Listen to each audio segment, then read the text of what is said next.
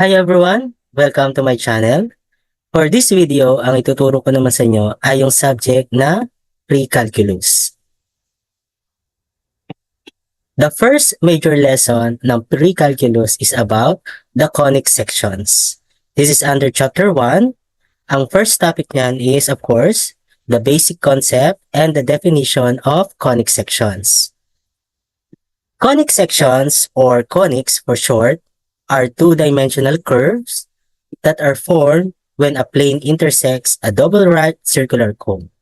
Imagine, meron tayong dalawang circular cone na pinagtapat natin yung kanilang tip. Ayan. And then meron tayong plane.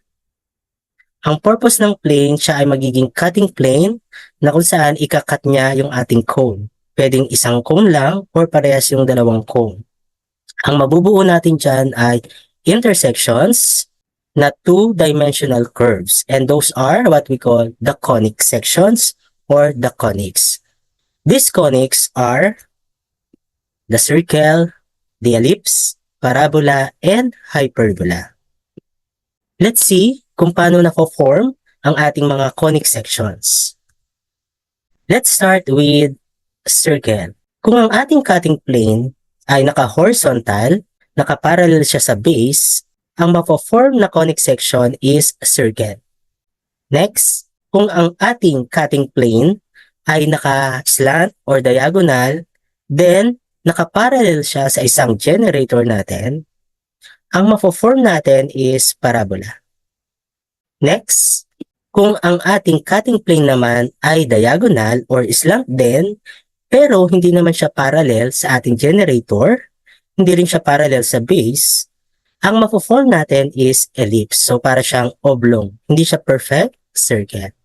And then lastly, kapag ang ating cutting plane ay nakatayo or vertical, dalawang cone yung makakat niya, yung upper at saka yung lower, na kung saan magpo-form siya ng parang dalawang parabola on opposite direction. Ang tawag natin dyan is hyperbola. So those are the concept of conic section. Let's define them formally.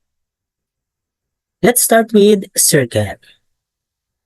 Circle is formed when a cone is cut by a plane parallel to its base or horizontally. It is not passing through the vertex. Suppose we have, again, our circular cone and cutting plane. This is the cone, this is our cutting plane, and this is the vertex. Ang intersection na na-form natin, which is the conic section, is circle. Ang ating cutting plane ay naka-horizontal, pero hindi dapat siya aabot hanggang vertex. Kasi yung ating circle ay magiging tuldok na lang. Next is parabola. Parabola is formed when a cone is cut by a plane parallel to one and only one generator.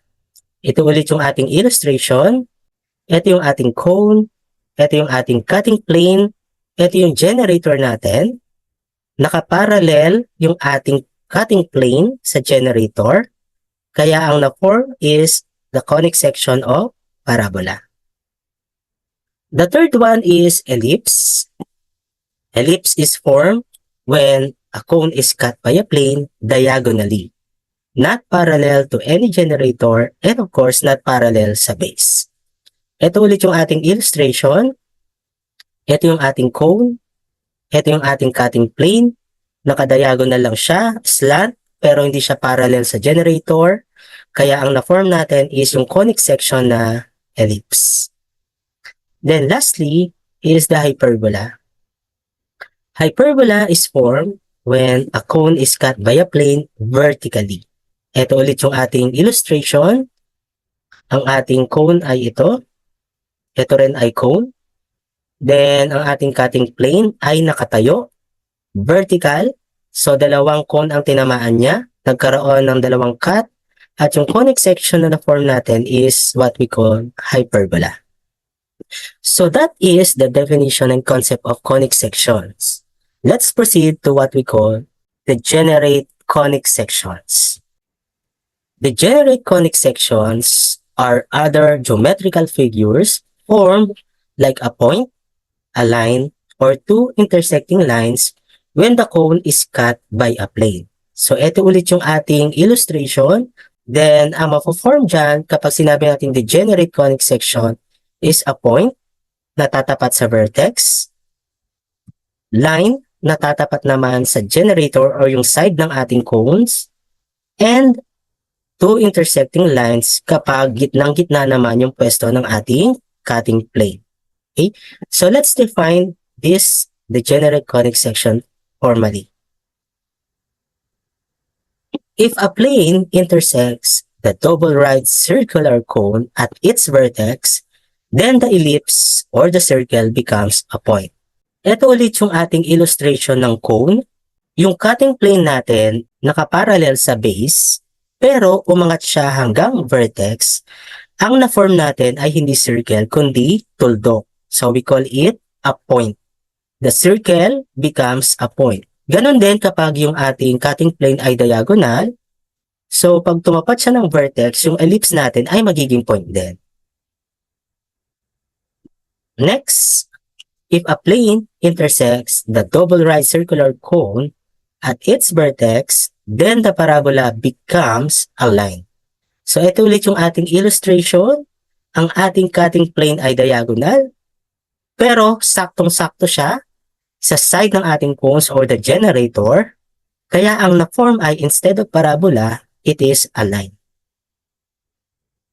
Then last, we have if a plane intersects the double right circular cone at its vertex, then the hyperbola becomes two intersecting lines. So ito ulit yung ating illustration. Makikita natin na nakatayo nga yung ating cutting plane, pero saktong-sakto siya sa gitna ng dalawang circular cone. Kaya ang na-form ay instead of hyperbola, it's intersecting lines. So those are the concept and definitions of conic sections and degenerate conic section. Let's proceed to the importance. The importance and applications of conic sections can be seen in many aspects of mathematics, physics, and engineering. Let's start with the importance of parabola. In engineering, physics, and science, parabola is used in designing a bridge arc. So ito yung ating bridge, ito yung tinatawag nating bridge arc na nakaparabola.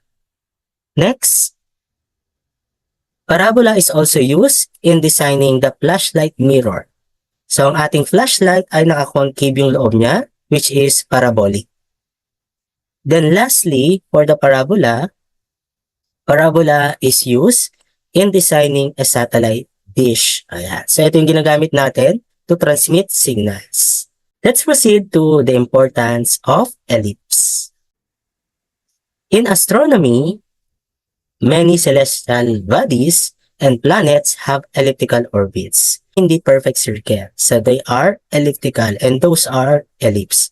Kaya nadedetect ng ating mga astronomers kung nasaan na yung pwesto ng ating mga celestial bodies and planets. Next application of ellipse is in medical. Ellipse is used to design the lithotripter that breaks kidney stone.